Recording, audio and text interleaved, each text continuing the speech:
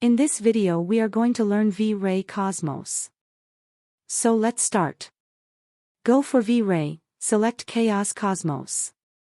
In this we will get so many 3D models such as furnitures, lightings, decor items.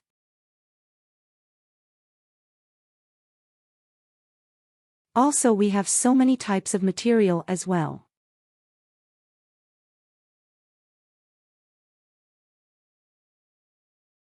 Room-wise we will get the furnitures here.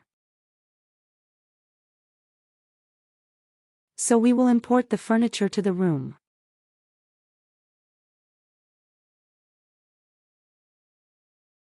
We need to make few modifications such as size, placement. But we can't change color here.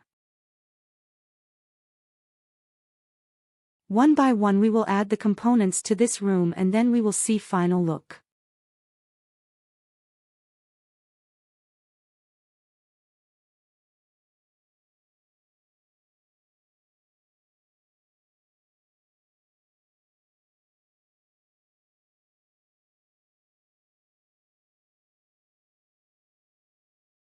We need to scale here.